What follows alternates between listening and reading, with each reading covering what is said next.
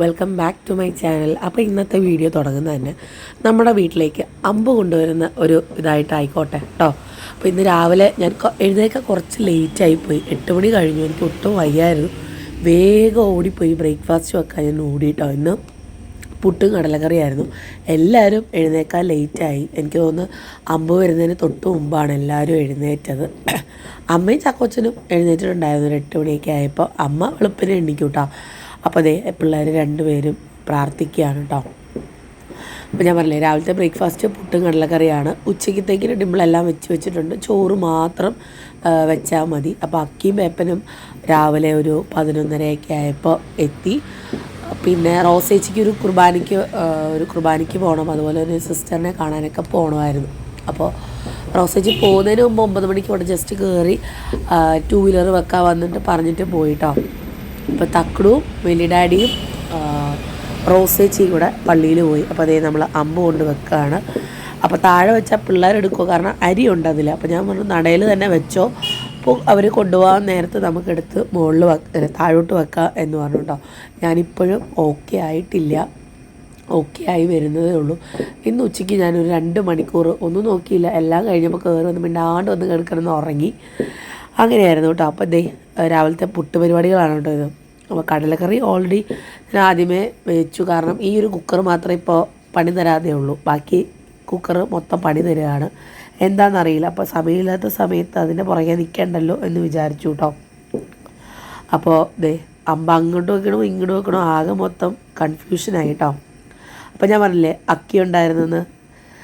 ഇത് വൈകുന്നേരമാണ് കേട്ടോ. ഞാൻ പറഞ്ഞില്ലേ ഉച്ചയ്ക്ക് ഞാൻ കിടന്ന് ഉറങ്ങി, അതുകൊണ്ട് ഉച്ചയ്ക്കത്തെ ഒന്നും എടുത്തില്ല. ഭക്ഷണം കഴിക്കുന്ന ഒന്നും എടുത്തിട്ടില്ല. അത് മമ്മിയും ഡിമ്പിളും ഒക്കെ എടുത്തിട്ടുണ്ട്. അപ്പോൾ അവരുടെ ചാനൽ കാണാം. അപ്പോൾ പിള്ളേർ ഇതേ ഡാൻസ് തുടങ്ങി. കാരണം അപ്പുറത്തെ ജൂബി ചേച്ചിയുടെ വീട്ടിൽ കൊട്ട് വന്നിട്ടുണ്ടായിരുന്നു. അപ്പോൾ അത് കേട്ട് കൊട്ടിക്കൊണ്ടിരിക്കുകയാണ്. ഡാൻസ് കളിച്ചുകൊണ്ടിരിക്കുകയാണ് കേട്ടോ. വൈകുന്നേരം കോഫി മമ്മിയുടെ വകയായിരുന്നു. പിന്നെ റോസേച്ചി സമൂസ കൊണ്ടുവന്നിട്ടുണ്ടായിരുന്നു. അതൊക്കെ കഴിച്ച് ഞങ്ങൾ 4 മണി അങ്ങ് ആഘോഷിച്ചു കേട്ടോ. ഇപ്പോൾ കേൾക്കണില്ലേ പുറകിൽ പടക്കത്തിൻ്റെ ശബ്ദം. ഇപ്പോൾ ഈ വോയിസ് ഓവർ ഞാൻ നേരത്തെ കൊടുക്കുകയാണ് കേട്ടോ. ഞാൻ ചാക്കോച്ചനെ ഉറക്കി അമ്മയുടെ ഡ്രസ്സൊക്കെ അലക്കിയിട്ടിട്ട് വന്ന് നോക്കിയപ്പം ആരുമില്ല, എല്ലാവരും പള്ളിയിൽ പോയി. ആദ്യം ഡിമ്പിളൊന്നും പോണില്ലെന്നാണ് പറഞ്ഞത്. അപ്പോൾ അമ്മയും പിള്ളേരും ഡോൺ ചേട്ടനും റോസേച്ചിയൊക്കെ പോയിട്ട് വരാം എന്നാണ് പറഞ്ഞത്. പക്ഷേ ഞാൻ മേളിൽ വന്ന് താഴെ ചെന്നപ്പോഴത്തേനും എല്ലാവരും വാനിഷായി. അപ്പോൾ എനിക്ക് തോന്നുന്നു എല്ലാവരും കൂടെ ഒരുമിച്ച് പോയതായിരിക്കാം. അപ്പോൾ എന്തായാലും എൻ്റെ പരിപാടിയും കഴിഞ്ഞു, അവർക്കും പോയിട്ട് വരാമല്ലോ. അപ്പോൾ ഇപ്പോൾ സമയം ഏകദേശം ഒരു 11:15 കേട്ടോ. ഞാൻ ഈ വോയിസ് ഓവർ എടുക്കുമ്പോൾ ഞാൻ നോക്കിയപ്പോൾ വലിയ ലെങ്ത് ഒന്നുമില്ല, ആകെ 10 മിനിറ്റേ ഉള്ളൂ. ഇനി അതിനായിട്ട് ഞാൻ വേറൊരു സമയം കണ്ടെത്തണ്ടല്ലോ എന്ന് വിചാരിച്ചു കേട്ടോ. അമ്മയ്ക്കും ഈ പറഞ്ഞ പോലെ അന്ന് തോമുവിൻ്റെ ബ്ലിപ്പി ബർത്ത്ഡേ ടൈമാണ്. പെരുന്നാളായിരുന്നെങ്കിൽ അത്ര വിശാലമായിട്ടൊന്നും കാണാൻ പറ്റിയില്ല. ഇന്ന് ശരിക്കും പെരുന്നാളൊക്കെ കൂടി അന്ന് നമ്മൾ ശരിക്കും പലഹാരം കൊണ്ടുവരണമെന്നൊന്നും അറിയില്ലായിരുന്നു. അന്ന് അമ്മ കോട്ടയത്തു നിന്ന് അമ്മ എപ്പോൾ കോട്ടയത്ത് വന്നാലും ബെസ്റ്റിൽ നിന്ന് കുറേ സാധനങ്ങളായിട്ടാണ് വരിക.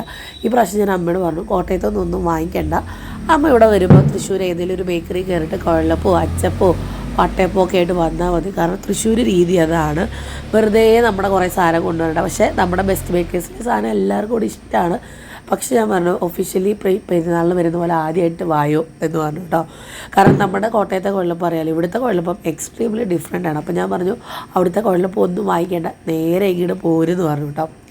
അപ്പോൾ അതേ അമ്പെടുക്കാൻ വന്നിട്ടുണ്ടായിരുന്നു. നമ്മുടെ നേർച്ചയും അരിയും ഉണ്ണിയപ്പവും എല്ലാം നമ്മുടെ അമ്പും ഒക്കെ തിരിച്ചതിനകത്തോട്ടിട്ടു. അപ്പോൾ നമ്മൾ ഈ വീട്ടിൽ നിന്ന് അടുത്ത വീട്ടിലേക്ക് കൊണ്ടുപോകണം. അപ്പോൾ അത് കൊണ്ടുപോകുന്ന ആദ്യം ഡാഡി കൊണ്ടുപോകാമെന്ന് വിചാരിച്ചെങ്കിലും പിന്നെ ചാക്കോച്ചനും ഡോൺ ചേട്ടനും പോയി അപ്പുറത്തെ ജോയ്സ് ആൻ്റിയുടെ വീട്ടിലായിരുന്നു കേട്ടോ നെക്സ്റ്റ് ഡെസ്റ്റിനേഷൻ എന്ന് പറയുന്നത്. ഇതിനിടയ്ക്ക് നമ്മൾ പടക്കമൊക്കെ പൊട്ടിച്ചെങ്കിലും ഞാനത് വീഡിയോ ആയിട്ട് ഇടുന്നില്ല. കാരണം നമ്മുടെ തൂമുവിൻ്റെ ബർത്ത്ഡേക്ക് ഒരു പോപ്പോസ് പൊട്ടിക്കുന്നത് കണ്ടായിരുന്നു. അത് പൊട്ടിച്ചത് എനിക്ക് സ്ട്രൈക്ക് കിട്ടി യൂട്യൂബ് ചെയ്ത്. അതായത് ഇപ്പോൾ വാർണിംഗ് പീരീഡിലാണ് എൻ്റെ ജീവിതം പൊയ്ക്കൊണ്ടിരിക്കുന്നത്. ഇനി 3 മാസം വാർണിംഗാണ്. എന്താ അല്ലേ. അപ്പോൾ ഇതേ ബാൻഡ് കാര്യമായിട്ട് കൊട്ടുണ്ട്. ഇതിൻ്റെ മ്യൂസിക് ഞാൻ ആദ്യത്തെ ഹൈലൈറ്റിൽ കൊടുത്തിട്ടുണ്ട്. ഭയങ്കര രസമായിരുന്നു കേട്ടോ. ഈ പ്രാവശ്യം യൂണിറ്റിൽ എങ്ങനെയാണെന്ന് വെച്ചാൽ 2 സെറ്റായിട്ട് ഡിവൈഡായിട്ട്. അപ്പോൾ വേഗം പള്ളിയിൽ അമ്പ് കയറാനായിട്ട് അതാണ് എനിക്ക് മനസ്സിലായത്.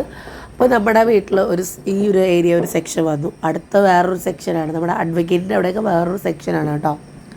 അപ്പോൾ ഓരോ വീട്ടിലും ഒരു പാട്ട് കംപ്ലീറ്റ് ചെയ്തിട്ടാണ് അവർ പോവുക കേട്ടോ.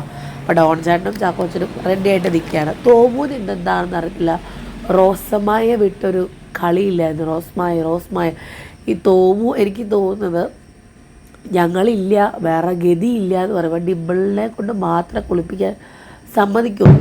പക്ഷേ ഇന്ന് കുട്ടിക്ക് റോസ്മായി തന്നെ കുളിപ്പിക്കണം. എന്താണെന്നൊന്നും അറിയില്ല.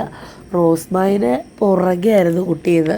റോസ്മായിക്കാണെങ്കിൽ അതിനേക്കാളും വലിയ സന്തോഷം. റോസ്മായി കുട്ടിയുടെ കൂടെ കൂടി ഓരോന്നും ചെയ്ത് നടക്കുമായിരുന്നു കേട്ടോ. അപ്പോൾ അതേ മമ്മി വ്ളോഗ് എടുക്കുന്നുണ്ട്. മമ്മിയുടെ വ്ളോഗ് വരും, ആരും ടെൻഷൻ അടിക്കണ്ട.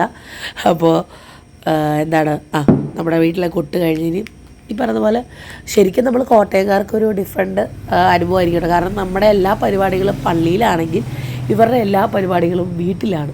കാരണം ബന്ധുക്കൾ ഇവരൊക്കെ ആയിട്ട് നമ്മുടെ മണ്ണാടുപള്ളി പെരുന്നാൾ വന്ന 7 ദിവസം പള്ളിയിലായിരിക്കും. അതായത് രാവിലെ അല്ലെങ്കിൽ ഉച്ചയ്ക്ക് കഞ്ഞി കുടിക്കാൻ പോകും, വൈകുന്നേരം സന്ധ്യാപ്രാർത്ഥനയ്ക്ക് പോയിട്ട് അവിടെ ഒരു കറക്കമൊക്കെ കറങ്ങി പള്ളിപ്പറമ്പിൽ പോയി കടയിലൊക്കെ പോയി അതുപോലെ വൈകുന്നേരത്തെ കഞ്ഞിയൊക്കെ കുടിച്ചിട്ടായിരിക്കും നമ്മൾ വീട്ടിൽ വരിക. നമ്മുടെ ഇപ്പം കാത്തലിക്സിൻ്റെ പള്ളിയിലായാലും അങ്ങനെയൊക്കെ തന്നെയാണ്.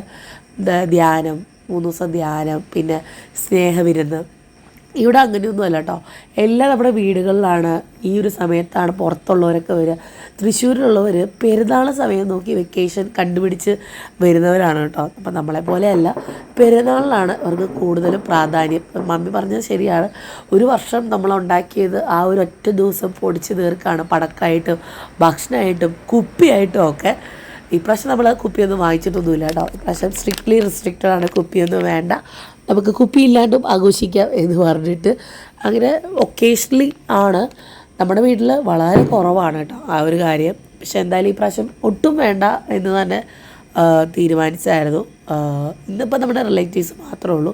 നാളെ ഡോൺ ചേട്ടൻ്റെ ഫ്രണ്ട്സ് വരും, ജിജോ, റിജോ, ജോമോൻ. അപ്പോൾ സിജോ ചേട്ടൻ സർപ്രൈസായിട്ട് ദുബായിൽ നിന്ന് ഇന്നലെ രാത്രി ലാൻഡ് ചെയ്തിട്ടുണ്ട്.